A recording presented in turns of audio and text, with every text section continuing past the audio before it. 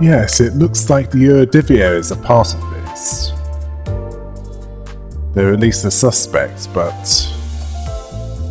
their part in this is yet to be entirely confirmed.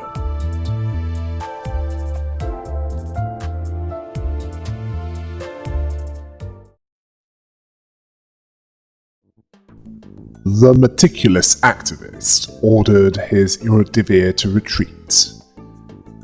The assistant then caught Dante's attention, calling them participation trophy.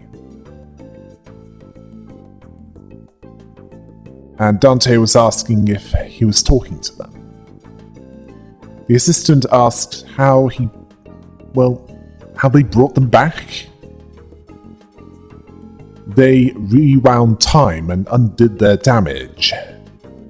Well, the damage to the other three, anyway. He's not seen a technology that can invert time. At least, not outside an enclosed space. Dante didn't understand it themselves. Ryushu told him that it was a trade secret. If he asked, he would receive pain. Well, that's one way to discourage such questions. The assistant asked them if they're terrified of time. As far as he's aware, there's no way to rewind time for one that exists in, an open, unenclosed area. Either that, or his study wasn't as far as he thought it was. It's a serious problem. Then again, he was desperate. He didn't see it as likely that he missed anything. Then Roger got them back on track, as while they're wasting their time chatting about inane stuff, they're getting away. It's a serious problem. The assistant didn't see it as inane. It was extremely serious, seeing it as incomparable to arresting a few small fry revolutionaries, not seeing it as a true resurrection, as if that was truly the case, the head would be after them. He saw what Dante did as time manipulation, as in undoing the action, where it's similar to TT4 protocol, except not needing an isolated enclosure. But it can do that in a specific area, not with a singular individual. Which explains why it worked within the facility of Lobotomy Corporation. Yes. That's why it works in an enclosed space, but not an open area. The assistant theorized that they're drawing time from elsewhere to inject it into them, believing that fitted better. If they're rewinding time, then the visual elements of the process would manifest in a vastly different manner, while not rewinding or skipping time. And Dante didn't know what was understood, considering it to be gibberish. The assistant noted that it involves a degree of pain, as far as Dante was concerned, seeing it as bad taste to see it as good news.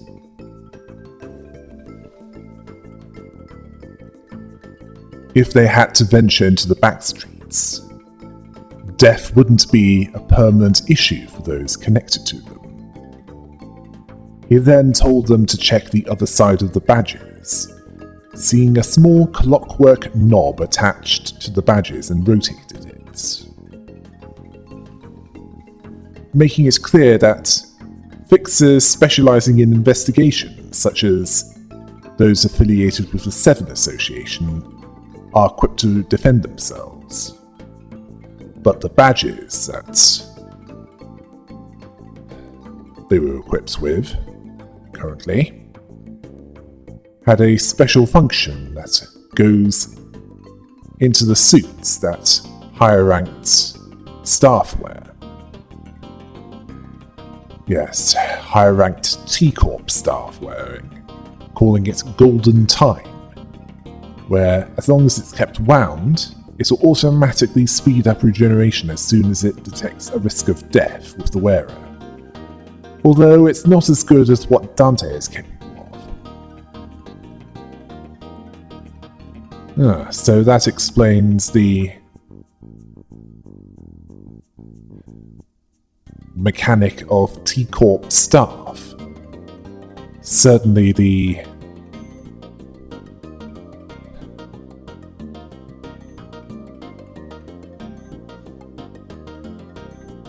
ones with the time pickaxes. Dante was somewhat relieved that they didn't have to turn the clock themselves. The assistant added that it took time for it to refill once the charge was used. So, once the uses run out, that's where Dante, the participation trophy, came in. They'll have to experience an full of pain to bring them back. This annoyed Dante, as this would have been good to know before Honglu was torn to shreds by an explosion. Yushu prefers that, delighting at the thoughts. Then they pursued the Eurodivia. Sometime later, in the dark alleyways of District 20's nest, Dante ran out of stamina, asking where they ran off to. Rodio was sure that they came that way. Ryushu saw no more tracks. They wasted too much time on the assistant's boring lectures. Rodia asked him if it was okay for him to just saunter behind them, like they're going out for a picnic. Well, he didn't want to run. He hated running. Rodia pointed out that his job was to arrest the Eurodivia. The assistant questioned this, as his job was to keep track of them and their investigation regarding the case of time killing time, not to arrest the Eurodivia. Roger was confused by this, pointing out that he's an employee of T-Corp. The assistant then asked them, what if he decided to run instead of walk and help them to capture the Eurodivia? What then? T-Corp won't suddenly stop having problems just because they're gone. It won't turn that nest into a humanitarian paradise. And it would be pointless, as it would only be a matter of time before they were back, as long as Sonia was free and still alive. Ryushu saw this as excuses, then said, KTA, or kill them all. Ooh, where did she get that idea from? The siege and then massacre at Bezier? The assistant saw this as accomplishing nothing at best, and at worst, a worse syndicate would take their place, and there are plenty of worse ones, such as the Thumb, who are willing to mutilate anyone that commits a breach of etiquette. The Middle, who are so petty-minded and thin-skinned that they chop a bloke's off for mocking their strength-augmenting tattoos. The Index, who make people do insane tasks, and the Ring, who would kill them if they made terrible artworks for 3 times in a row. Yeah. The Eurodivia, who are communists in all but name, that actually cares about the downtrodden, don't sound too bad, isn't it? As if they were removed, the Collector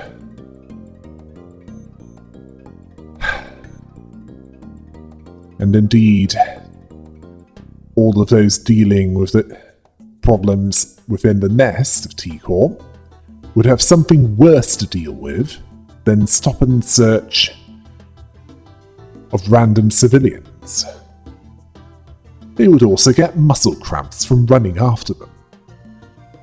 Roger struggled to believe this, and then the assistant asked if their friend was one of them, thinking that he'd be one of the last that she'd want arrested.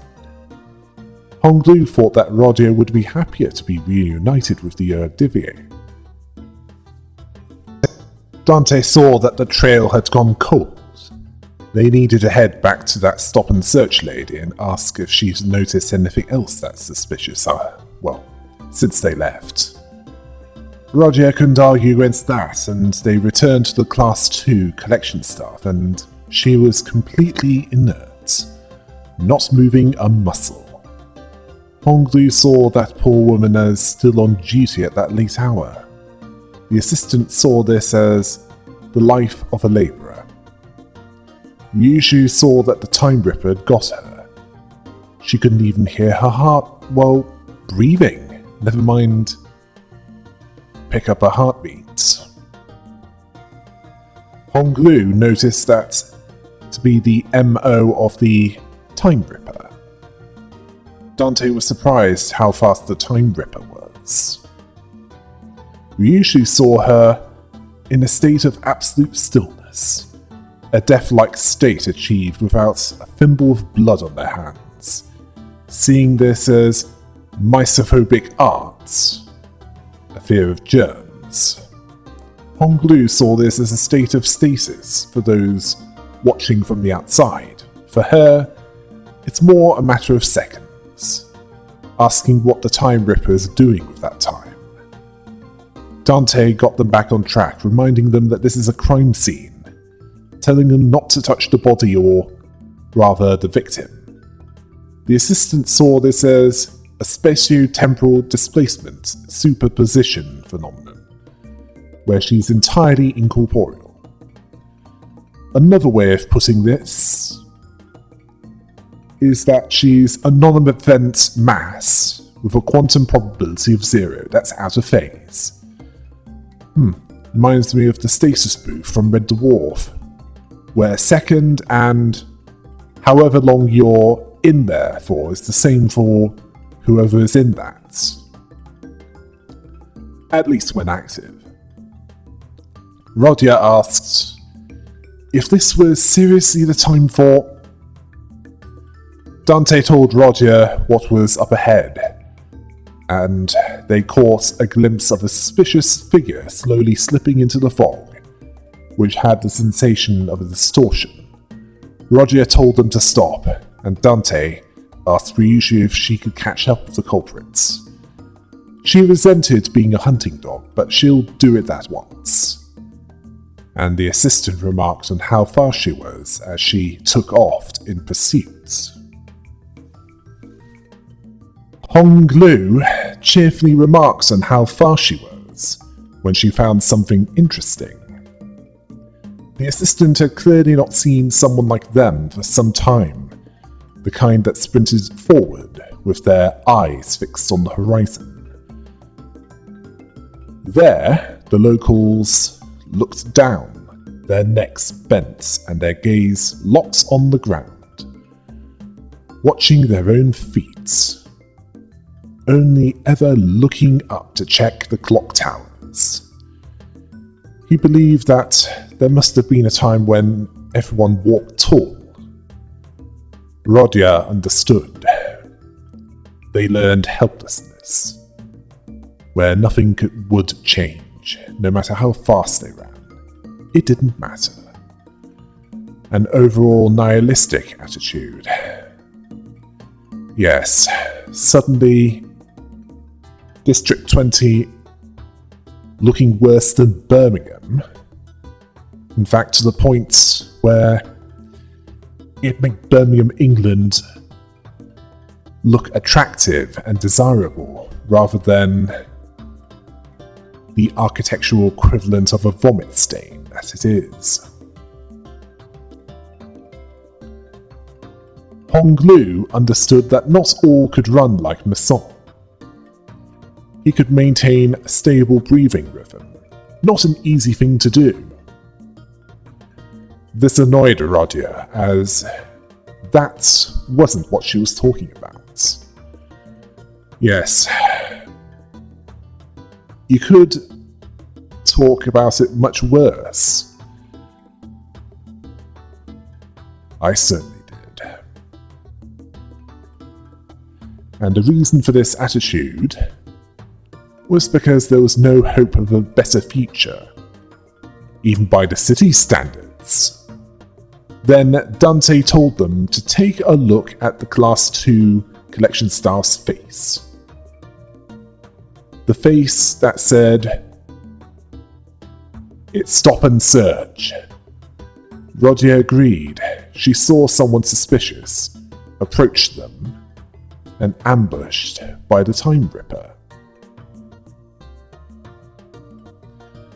That suggested that they ask her when she recovered. Honglu pointed out a flaw in this, as they don't know when she'll recover, as in have the flow of time move forward for her. Sometime later, Ryushu brought one of the Eredivia to them. Dante was worried that she didn't capture him alive. Rodia asked if he kinda looked a bit different from the one they were looking for that got away. He wasn't dressed as he was. He was also one of the Eredivia that they ran into. Ryushu saw clothes as husks that can be cast off at any moment. Which is true, as those fleeing law enforcement for things like traffic law violations have been known to change clothes in an attempt to throw the law off. In the case that they don't give them a good view of their physical appearance. As for the Eredivia, he ran off as soon as he saw Ryushu. She then woke him up. He was asking how he was the suspicious one. Anyone would run if someone like her started sprinting after them with a big sword in her hands. Well, he's not wrong about that. She's probably one that signed up with Limbus Company for fun. Then Ryushu made it clear that she had many ways to get the truth out of him, hinting that she's an expert in physical torture. Dante told her, "No dismemberment," slightly annoying Ryushu. The Eredivia member told them that this was their turn, and that they'd regret dragging them down there. He prepared a secret weapon for the occasion. Dante warned the others, and then a noise was made. Dante wanted to know what that was about. Apparently it was one of the 5 greatest inventions of the District 20 branch of the Eredivia. The portable, adjustable frequency periodical light apparatus attachment sound wave generator, which called every single Eredivia in range to that location. The assistant then struck him in the back of the head, seeing this as a problem. Inventors never know when to stop when it comes to naming their inventions. The Eredivia activist told him that he'd pay dearly for that. Yeah, I agree with the assistant with this one. If you want to name an invention, keep it simple. For example, I wouldn't call it an actuating noisy universal signaler. And not just because the abbreviation is ANUS. I'd call it a long-range distress beacon. Regardless, they fought the Eredivia. After that battle, and they interrogated them, they pieced together the information from the interrogations. They managed to track them down to a run-down building that appeared to be their hideout, and encountered their captain, who spoke of the filthy watch chains of T-Corp tracking them down, and then he referred to Dante as Clock. Dante was bemused by this. Roger says that it's because she's an ace detective, flicking her hair back, although she had a hint of uncertainty in her voice. Well, that's not a huge surprise, as the Eredivisie is involved. Honglu told him that they were all ace detectives. The Eredivisie captain was annoyed that they were able to be tracked down, but he didn't see them as that strong. They're fighting a lion in a den, hoping that they've prepared themselves. Roger told him that they need to worry about their situation as they've got a Class 5 staff member with them. The Eredivisie captain could tell that, based on the outfit and his aloof look, that they're not lying about this, and that they're shameless for bringing one of their Class 5 staff to a run-down hideout. Roger asked what that had to do with shame. Honglu didn't see that either, but the hideout certainly was run down.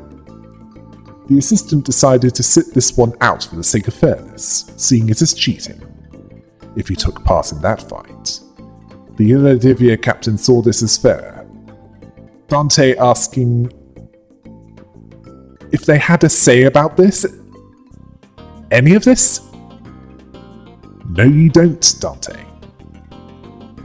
You're connected to those whose job is to fight. The assistant is just the handler.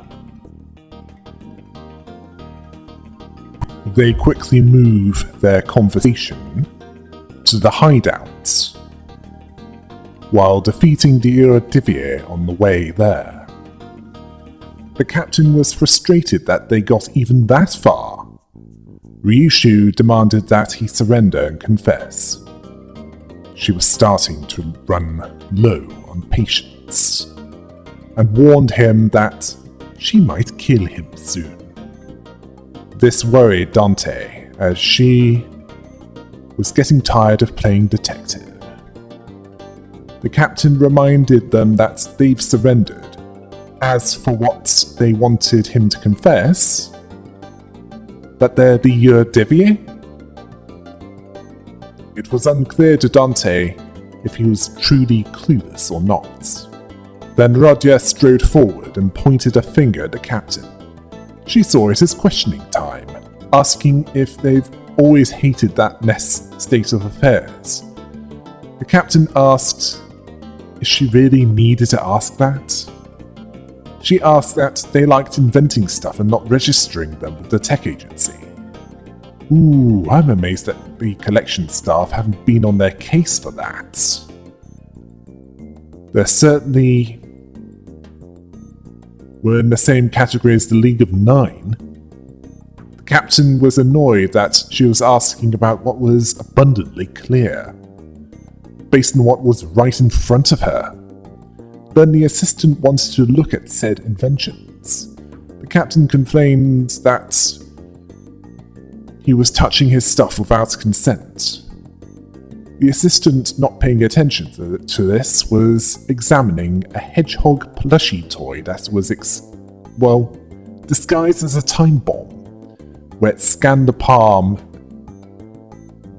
of others, and as soon as it got close to someone that had a palm that wasn't recognized, it shot out spines to penetrate them. He then gave a critique of it. The screws around parts were too tight. Mechanical engineering isn't about tight screws. Sometimes a loose screw or two can make it fit better. He also suggested that the spine holes were hexagon-shaped, not circular. Hang on, is he giving them design tips? The captain could tell that he's not a common employee, as he could tell that just by looking at it. Roger then asked if they're making more dangerous inventions as well. The captain was asking what she was getting at, persistent as she was. She was sure that those violent inventions would eventually lead to something that would completely rip away someone's time. The captain didn't know what she was talking about. Roger spoke of the culprits behind the case of time killing time, asking if it was them. It's what they do. If something is seen as wrong, they'll smash it up. The captain saw this as a logical leap, asking her who she thinks the Eredivisie are. The assistant thought that this friend of hers in the past really messed up, asking if he did something violent. Rodia didn't think that Sonia would.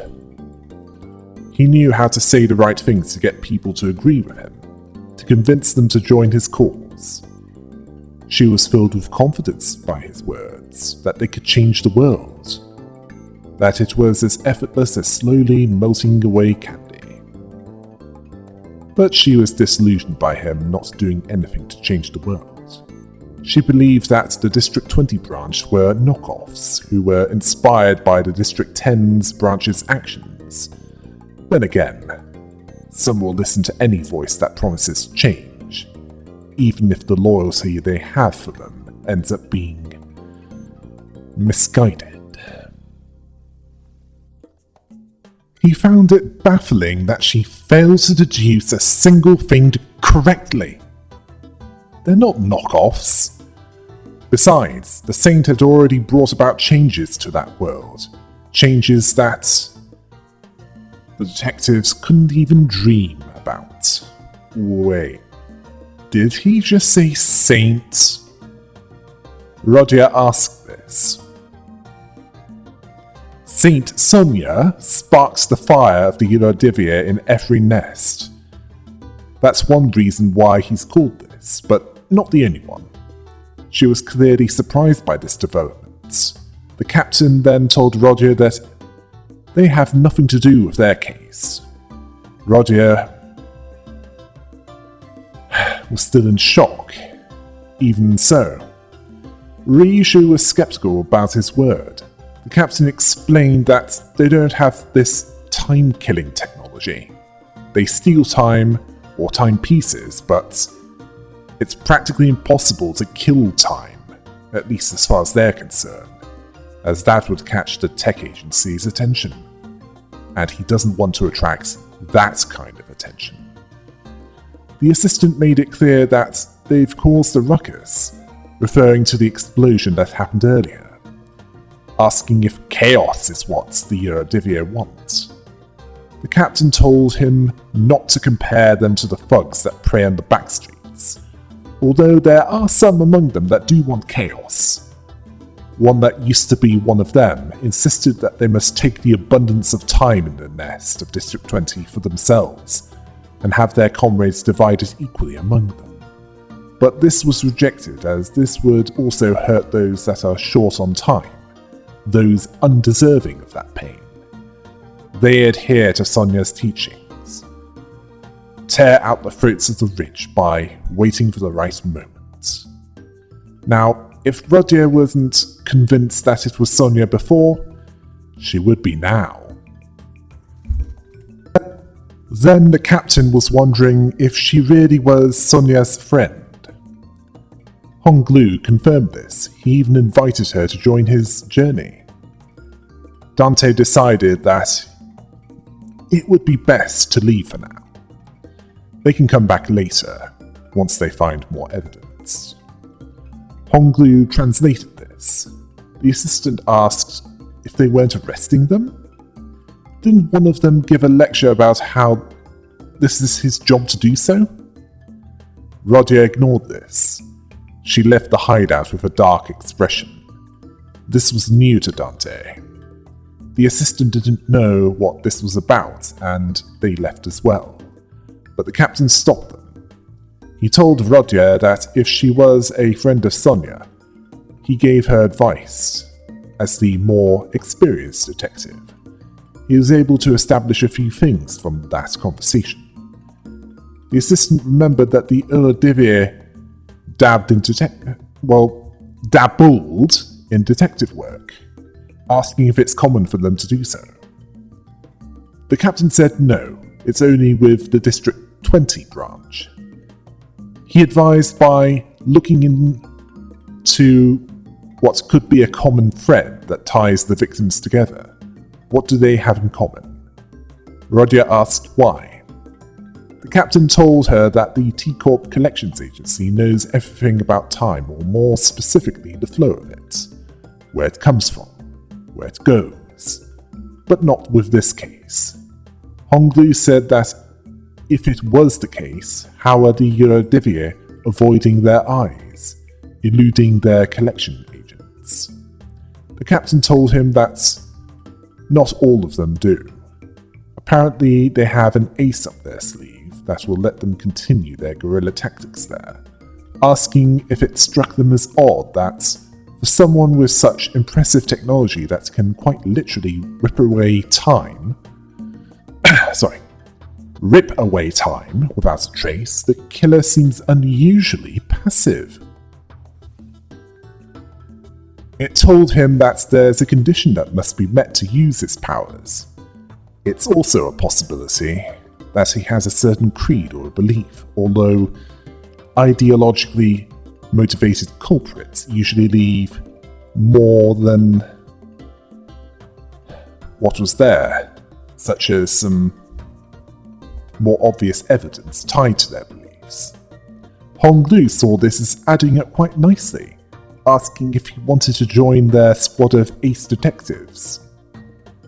The captain asked who hired those bumbling team of amateur wannabe detectives. He then basically told Amateur Hour to go themselves. Dante then pointed out that they know where the Eurodivier are, so if they need more info, they can come back to ask them about that. This is an interesting development for the Eurodivier, where they're not just in District 25, its point of origin, not even just in District 10 either, but in every nest in the city. Much has changed. For, well, the better part of 9 months since they last met Sonia. But this saint part, it troubles me. It means one of the following. 1, he's left a greater impression than it was previously thought. 2, he's becoming drunk with power. 3, he's distorted and still retains his personality. 4, he manifested EGO and it amplifies what he's already skilled at. Well, it could be something that I didn't think about. Well, whatever the case, it's clear that they'll meet again. But it's likely to be sometime after Chapter 6.5.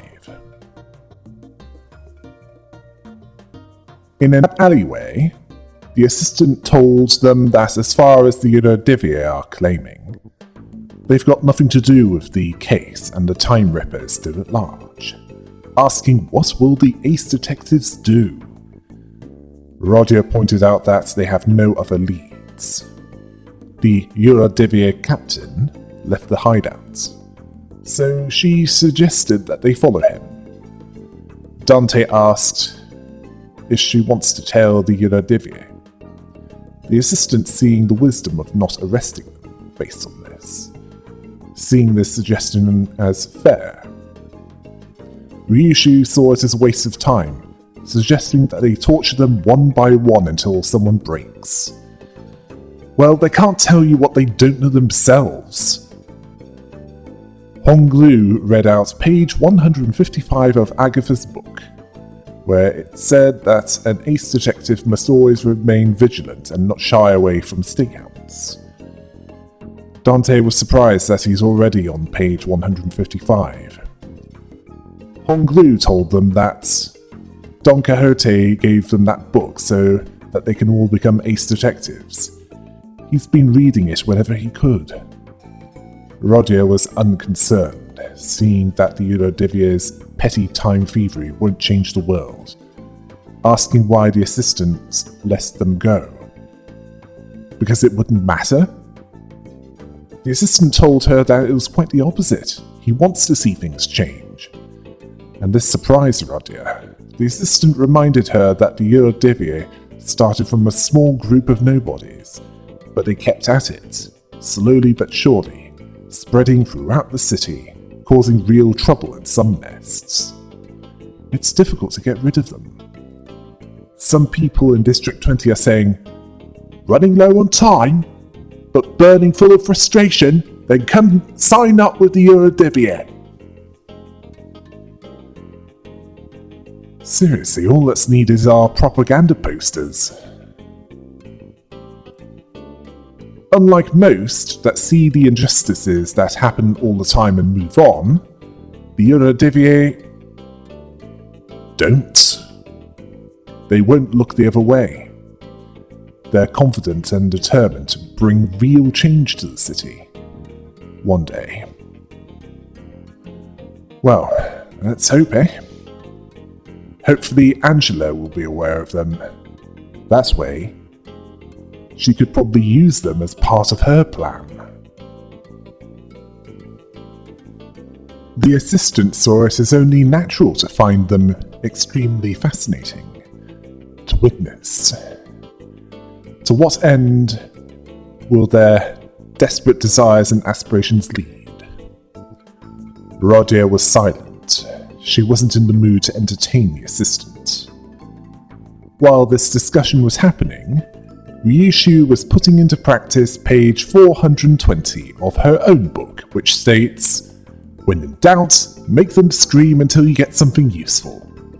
Sadly, she didn't get anything but impotent squirmings. Rodia was laughing in a depressed-sounding way, asking if any of them even give a about solving the case. Ryushu said, "This case has a certain destructive aesthetic to it. I like it." Honglu was following the words of his family's elders, to see and experience as much of the world as possible before he returned, because their words had better be followed.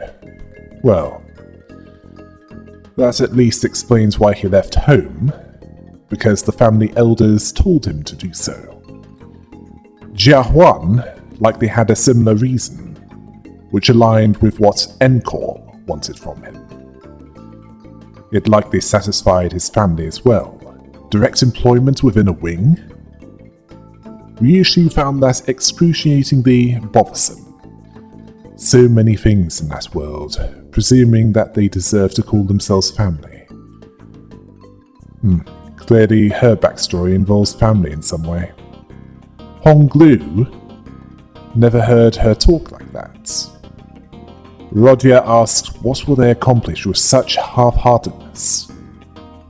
Assistant told them, and told her specifically, not to worry about it, most live on that.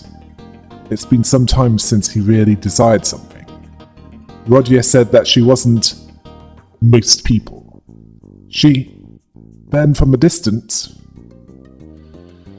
point in that alleyway, loud rapid footsteps broke through Rodia's quiet whispers.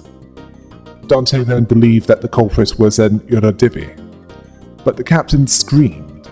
Ryushu vowed not to give them the slip this time. Honglu advised her to learn to breathe like a Masol, then she might catch them this time.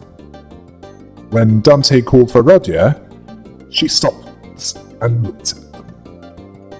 Shadows were cast in her eyes. She then asked if it would have been any different if she followed Sonia back at the casino. Dante asked her why she asked. Rodia said that it's just watching Sonia's goals actually start to take shape while she stagnated, unchanging. It's starting to make her feel odd.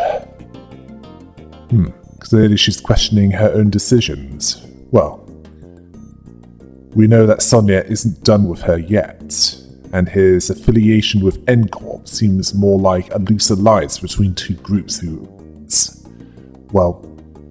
interests are aligned. As for Virgilius's choice for who would be investigating,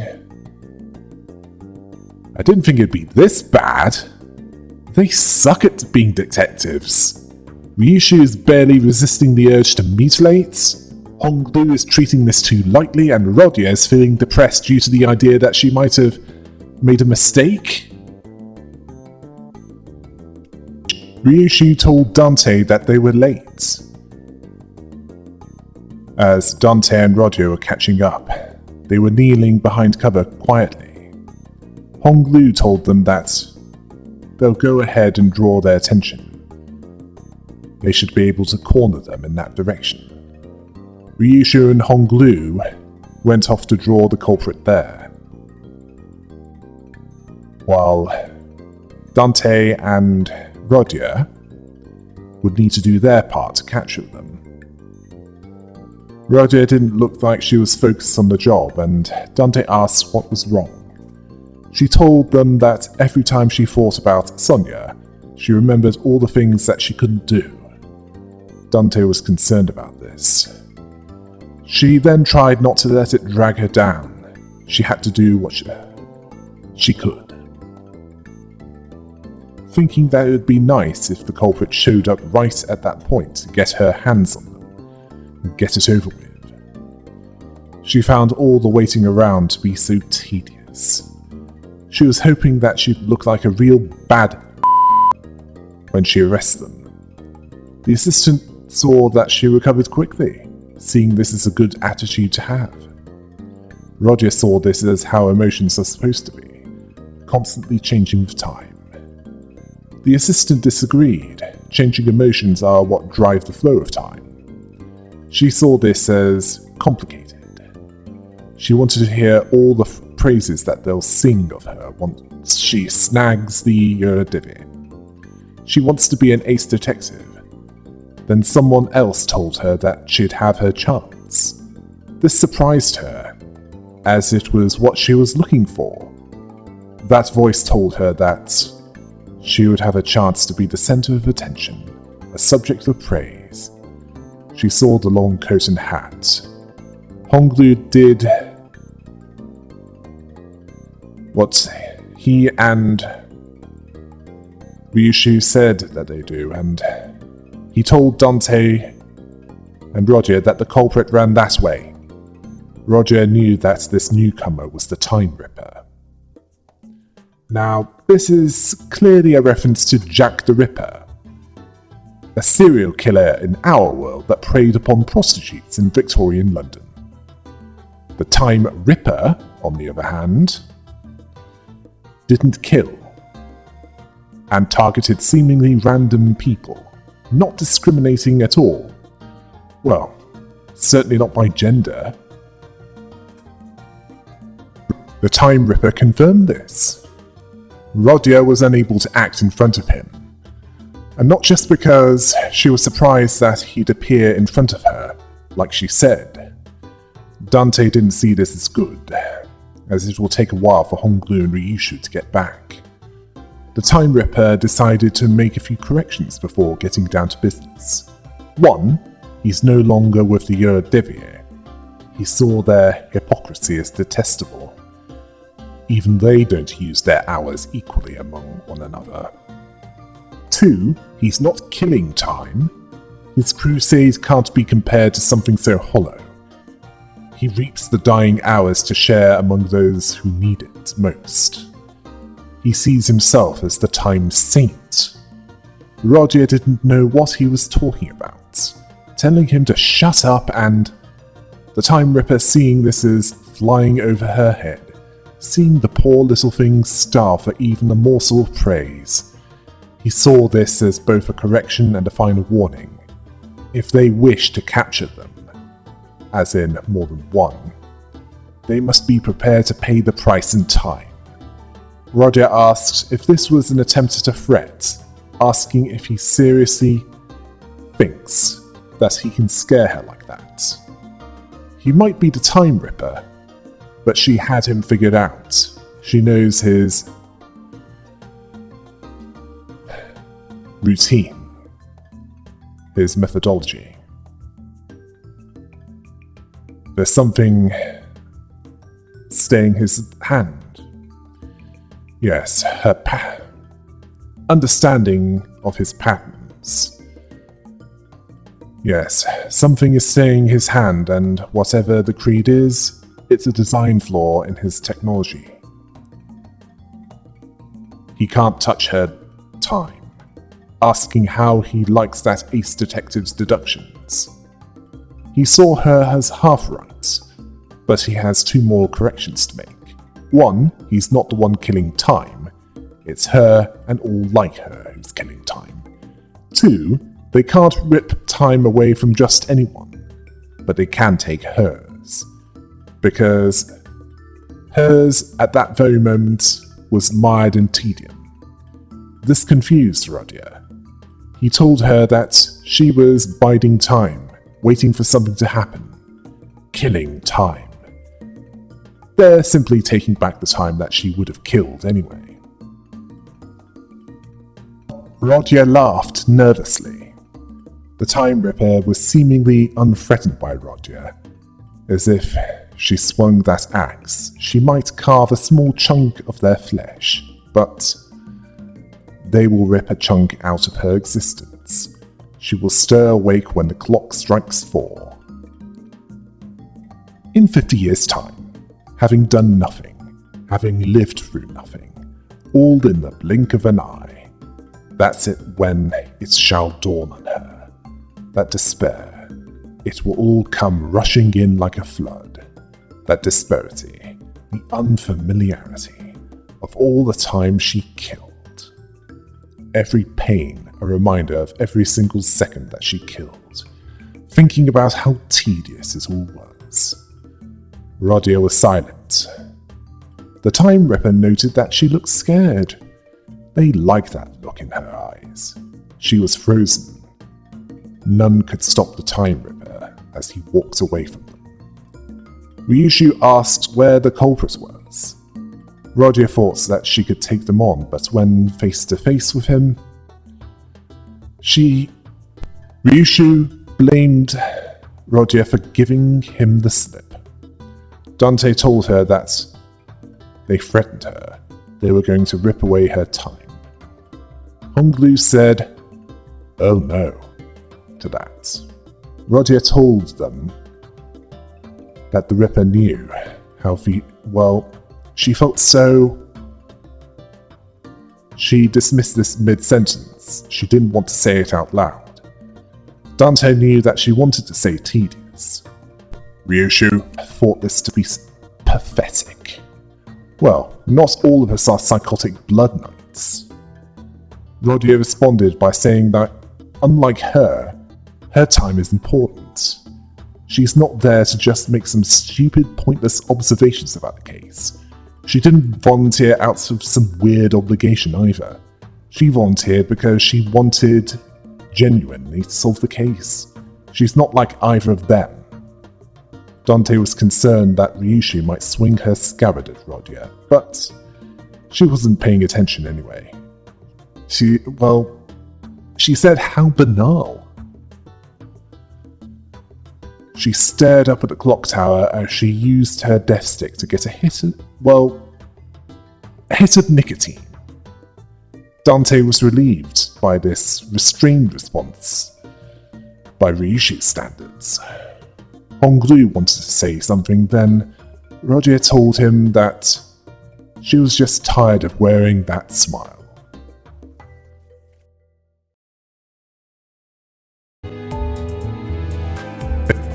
They know what he looks like now.